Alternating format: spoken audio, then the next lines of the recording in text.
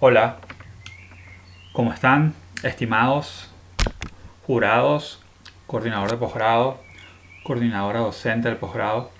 Estamos aquí para presentar el trabajo especial de grado que se presenta para optar al título de especialista en traumatología y ortopedia de la Universidad Central de Venezuela en su Hospital Universitario de Caracas.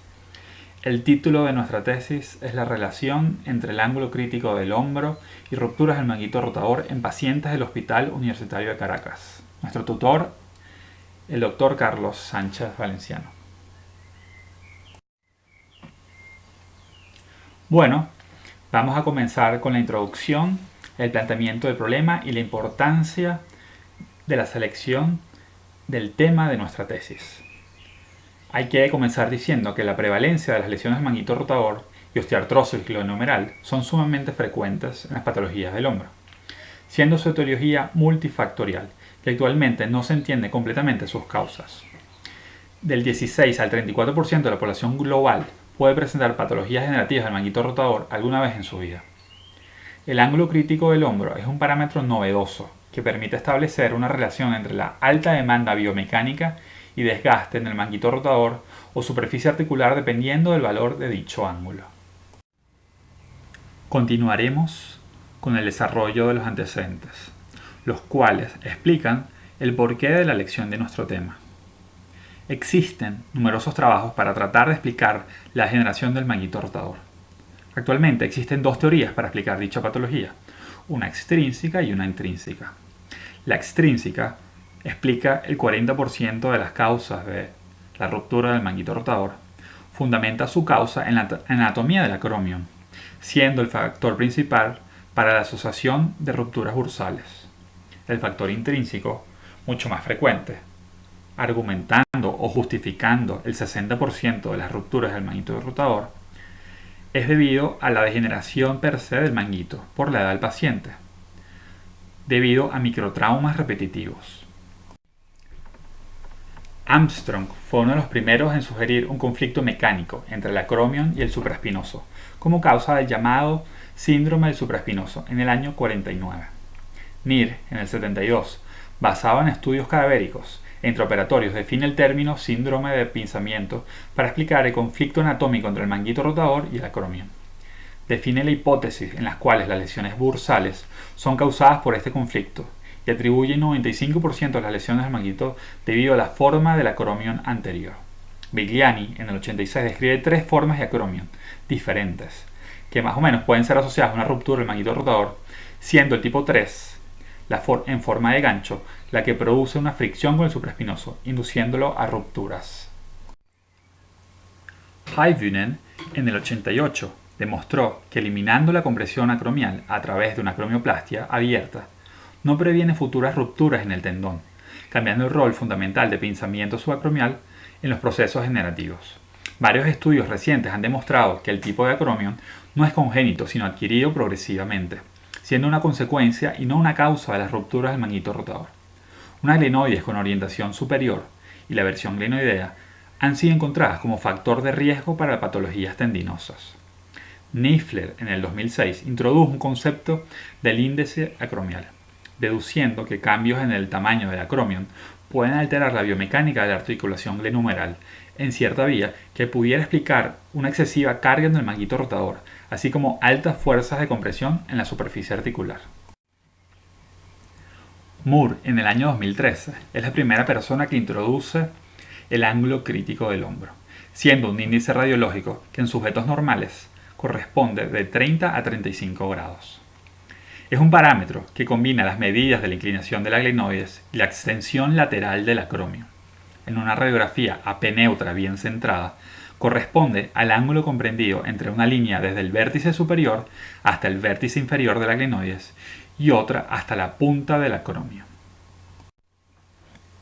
En este primer trabajo original de Moore, determinaron que ángulos mayores de 35 grados tienen una asociación con alta prevalencia de rupturas del manguito rotador, y ángulos menores de 30 grados tienen una probabilidad de presentar osteoartrosis glenohumeral.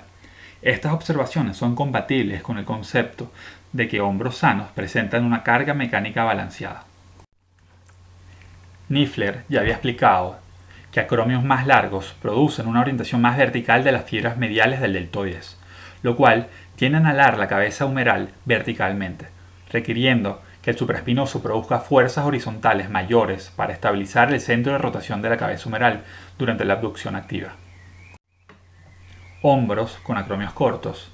Las fuerzas compresivas del deltoides serán dominantes y sinérgicas con el vector del supraespinoso, produciendo un incremento en la carga de la superficie glenohumeral, favoreciendo el desgaste articular degenerativo, produciendo osteoartrosis, mientras disminuye el estrés en el manguito rotador. Aquí podemos observar una representación esquemática de la teoría de Niffler. En personas sanas, con un ángulo crítico que va de 30 a 35, va a haber un balance entre el vector de carga del deltoides y del supraespinoso. Por otro lado, se pueden presentar otros dos episodios. Pacientes que tengan un ángulo crítico mayor de 35 grados presentarán una extensión lateral del acromion mucho mayor, es decir, un acromion largo, como en la figura de arriba. Ocurrirá un predominio de fuerzas de cizallamiento en la articulación glenohumeral. El vector de carga del deltoides va a ser sinérgico al supraespinoso. Va a estar asociado con componentes de fuerza de ascenso, paralelas al plano de glenoides. Por otro lado, en la figura inferior, se aprecia un paciente que tiene un ángulo crítico por debajo de 30, presentando una extensión lateral del acromion corto. En este caso, las fuerzas predominantes serán de compresión. El vector de carga del supraespinoso será en contra del vector de cargas del deltoides, predominando las fuerzas compresivas perpendiculares al plano glenoideo. En el año 2014, el Dr. Christian Herbert, el cual ha trabajado en forma en conjunta con el Dr. Moore para probar y validar el ángulo crítico del hombro, realizó un modelo experimental mecánico para representar las diferentes fuerzas que sufre la articulación glenohumeral ante cambios en la morfología de la escápula. Es decir, variaciones escapulares van a producir unas variaciones en el ángulo crítico del hombro. Buscaron una explicación mecánica ante la patología del manguito rotador y las diferentes características de la anatomía escapular. Calcularon que el aumento del ángulo crítico produce un aumento de la relación entre las fuerzas de cizallamiento y las fuerzas de compresión glenohumerales, desencadenando una inestabilidad mayor en la articulación con un ángulo mayor a 38, en comparación con un ángulo menor a 33, produciendo cargas compensatorias mayores en el supraespinoso. Pudieron demostrar en el laboratorio cómo un elevado ángulo crítico produce una sobrecarga del supraespinoso, demostrando la teoría de Neufeld y corroborando el primer estudio de Moore, el cual fue un estudio radiológico. Ahora bien, centrándonos en nuestro trabajo, vamos a aclarar nuestro objetivo principal, el cual fue determinar la relación que existe entre rupturas del manguito rotador y el ángulo crítico del hombro en pacientes del Hospital Universitario de Caracas. Los objetivos específicos del trabajo son cuantificar el ángulo crítico del hombro en mediciones radiográficas en pacientes del Hospital Universitario de Caracas, determinar la relación entre rupturas del manguito rotador y un ángulo crítico del hombro mayor a 35 grados, establecer la relación entre edad y sexo con respecto al ángulo crítico del hombro. En cuanto a los aspectos éticos, debemos aclarar que no existe ningún riesgo ante el desarrollo de este trabajo. Los beneficios son el cual busca mayor soporte estadístico para la relación entre el ángulo crítico del hombro y rupturas del manguito rotador para poder predecir estas patologías degenerativas y poder intervenir en dichos pacientes. La confidencialidad, todos los datos obtenidos de la investigación serán totalmente confidenciales, secretos y solo se utilizarán para los fines de esta investigación. La participación voluntaria de los pacientes como muestra ante los aspectos éticos de este trabajo, debemos aclarar que no existió ningún tipo de riesgo para los voluntarios de este trabajo. Los beneficios. Busca mayor soporte estadístico para la relación entre el ángulo crítico del hombro y rupturas del manguito rotador, para poder predecir estas patologías degenerativas y poder intervenir en dichos pacientes. La confidencialidad. Todos los datos obtenidos en la investigación serán totalmente confidenciales, secretos y solo serán utilizados para los fines de esta investigación. La participación de los pacientes como muestra del estudio es voluntaria, pudiendo retirarse después de haber dado su conformidad para participar. Bueno, el tipo de estudio de nuestro trabajo es un estudio descriptivo transversal. Seguiremos desarrollando la metodología de este trabajo. Se tomó una muestra de pacientes venezolanos, los cuales acudieron a la consulta del Servicio de Traumatología y Ortopedia del Hospital Universitario de Caracas. Estos pacientes fueron elegidos al azar, a partir del mes de mayo hasta el noviembre de 2015. Desarrollamos un criterio de inclusión, el cual fue pacientes que tuvieran entre 50 y 85 años de edad, y unos criterios de exclusión, los cuales eran que no tuvieran este rango de edad, pacientes con antecedentes de patologías inflamatorias reumáticas, pacientes que hayan tenido fracturas previas de hombro o luxaciones previas de hombro, o que hayan referido algún tipo de cirugía previa en dicha articulación. Se calculó el tamaño de la muestra tomando como población el censo venezolano del 2011. Se utilizó un nivel de confianza del 95% y un error muestral del 10%. Esto nos arrojó una cifra de 96 hombros necesarios para desarrollar este trabajo, es decir, una búsqueda de 48 pacientes. El lugar y fecha del estudio fue realizado en el Hospital Universitario de Caracas durante el periodo que abarca de mayo a noviembre del año 2015. ¿Cómo se realizó este trabajo? En primer lugar, se realizaron radiografías simples AP neutro en ambos hombros de cada paciente seleccionado. Se procedió a calcular el ángulo crítico del hombro, recordando que era un ángulo formado por dos líneas.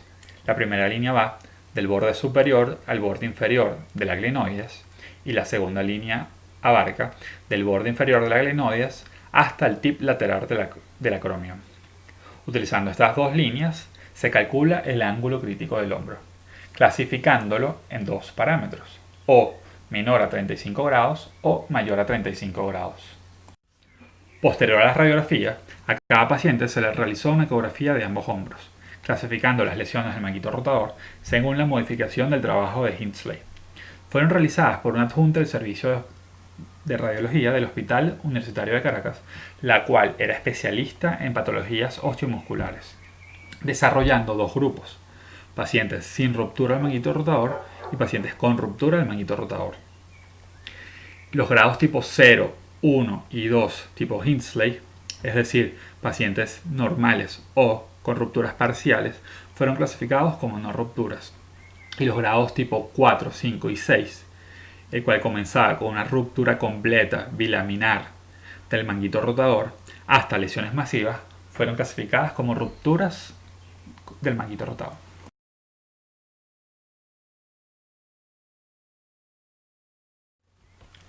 Los contrastes se harán con el uso de pruebas no paramétricas, utilizando un intervalo de confianza del 95% de los datos, con una significación del 5%. Igualmente, fue utilizada la prueba de T-Student para la comparación de medias. Para esto fue utilizado el programa estadístico SPSS en su versión 19.0. Continuando con los resultados, queremos presentarles nuestro flujograma del proceso de selección de los pacientes.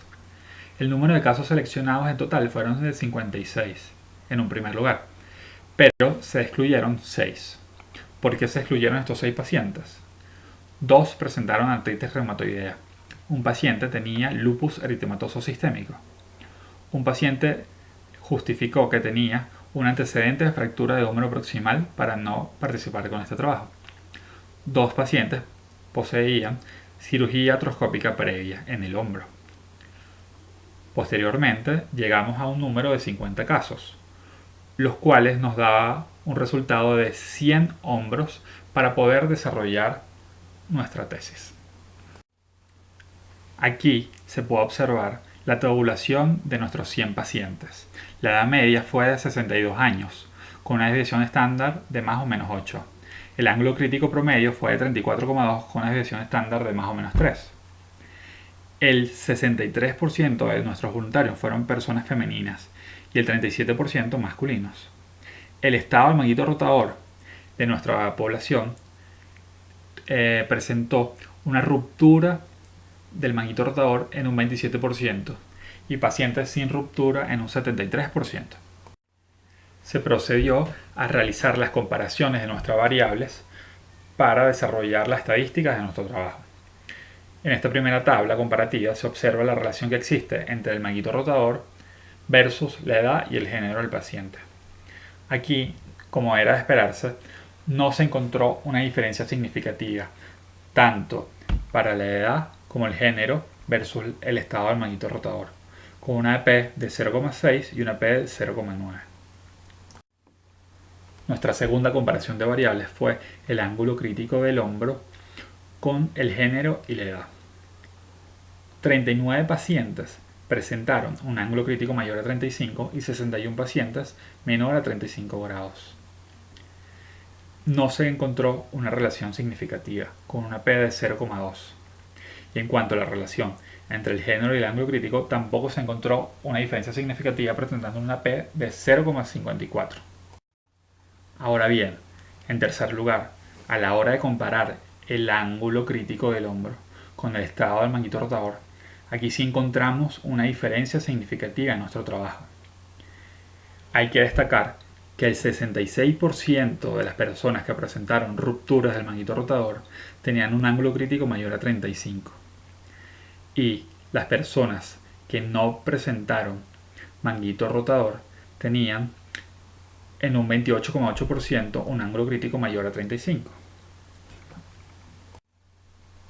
En tercer lugar, se realizó una comparación entre el ángulo crítico del hombro y el estado del manguito rotador, encontrando esta vez una significancia estadística en esta comparación.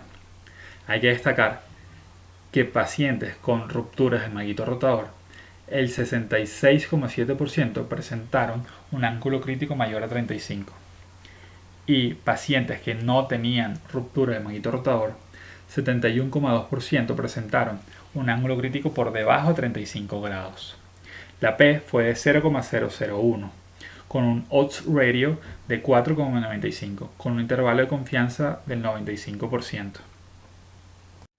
Aquí podemos observar un box plot comparando el ángulo crítico del hombro con el estado del manguito rotador. En el box plot de la derecha podemos observar cómo pacientes con ruptura del manguito rotador van a presentar un ángulo crítico mayor y un intervalo mucho mayor que en comparación con la gráfica de la izquierda, que representa pacientes sin ruptura del manguito, presentando unos valores de ángulo crítico mucho menor. Esto es un ejemplo de un paciente en el cual el ángulo crítico observado en la fotografía de la izquierda era mayor a 35, siendo exactamente 36,3 grados. En la ecografía de la derecha se aprecia cómo existe una ruptura total del manguito rotador, específicamente del supraespinoso. Se aprecia una discontinuidad del manguito en su inserción a la tuberosidad mayor. Si observamos de nuevo la fotografía de la izquierda, se puede ver en la tuberosidad mayor una esclerosis del mismo. Vamos a comenzar con la discusión del trabajo. En el trabajo original de Moore en el 2013, ellos encontraron que el promedio del ángulo crítico fue de 33,1 grados, con un rango que oscilaba entre 26,8 y 38,6. En un estudio subsiguiente realizado por Petitz, ellos encontraron que el ángulo promedio fue de 34,5, con un rango de 23,6 a 38,6. Boucha encontró que en su población el ángulo promedio fue de 33,3, con una desviación estándar de más o menos 5,7. En nuestro trabajo, el ángulo encontrado fue de 34,2, con una desviación estándar de más o menos 3, con un rango que oscilaba de 27 a 42 grados. Se pudiera acotar que no existen diferencias en estos parámetros morfológicos en nuestra población latinoamericana. Cabe destacar que es el primer estudio realizado en todo nuestro continente americano. Como era de esperarse, no se encontró significancia estadística en cuanto a la relación del ángulo crítico y lesiones del manguito rotador relacionado con la edad y el sexo. Sí se encontró, en cambio, una relación entre el ángulo crítico y el estado del manguito rotador. Según el odds ratio, hubo 4,95 veces más probabilidades de ruptura del manguito rotador cuando el ángulo crítico es mayor a 35 grados. Fue una asociación estadísticamente significativa, concordando con el trabajo original de Moore, donde encontraron una diferencia significativa con una P menor a 0,001 con un intervalo de confianza del 95%. En un segundo trabajo realizado por Moore y Herbert en conjunto, esta vez en el año 2014, volvieron a encontrar que ángulos críticos normales presentan significativamente menos lesiones en comparación con ángulos críticos mayores. Fíjense en la figura cómo se aprecian los diferentes valores estadísticos. En un estudio subsiguiente, esta vez realizado por Spiegel en el año 2015, demostraron resultados muy parecidos. Fíjense en este box plot, en la figura de la izquierda, son pacientes que presentan patologías del manguito rotador con ángulos críticos bastante elevados. En el segundo grupo, en la figura del medio del box plot, son pacientes que presentan osteoartrosis con ángulos críticos mucho menores en comparación con la tercera columna, que es el grupo control, que no presentan ni lesiones del manguito rotador ni osteoartrosis glenohumeral. Moore en el año 2014 realizó otro trabajo. Esta vez buscaba encontrar cuál era el predictor radiológico de patologías del manguito rotador con una asociación estadística más fuerte. Utilizó 4 parámetros radiológicos: el ángulo lateral del acromion, el índice acromial, el ángulo crítico del hombro y la morfología del acromion. Encontró una significancia estadística a favor del ángulo crítico del hombro, con un área bajo de la curva de 0,855 y un odds ratio de 10,8. Es decir, el ángulo crítico del hombro es el predictor más fuerte de lesión del manguito rotador como parámetro radiológico. Finalizando la discusión, queremos comentar nuestras limitaciones en el trabajo.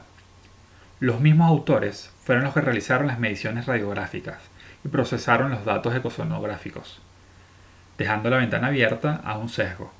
Solo se utilizó a un especialista para realizar las ecografías, sin ninguna otra corroboración de los hallazgos encontrados. Por el tipo de diseño de este trabajo, no se permite encontrar una relación causa-efecto, a pesar de encontrar una relación significativa estadísticamente. En cuanto a las recomendaciones, se deben realizar estudios experimentales buscando encontrar relación de causalidad, donde las variables estén mejor controladas. El tamaño muestral debería ser mayor. Utilizar el ángulo crítico del hombro como rutina de la evaluación integral de pacientes con sintomatología del manguito rotador.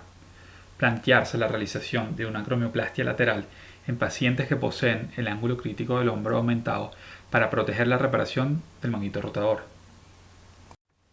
Aplicación e importancia. Es importante recalcar que el ángulo crítico del hombro es un parámetro biomecánico que potencialmente pudiera ser modificado quirúrgicamente de forma preventiva para el beneficio de pacientes sintomáticos.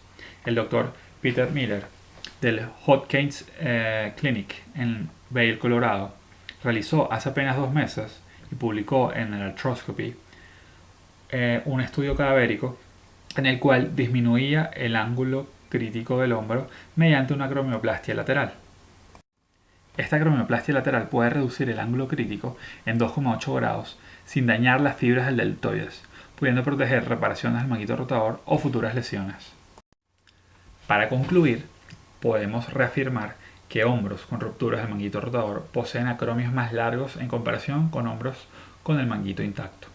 No existe asociación entre el ángulo crítico, la edad y el sexo de los pacientes.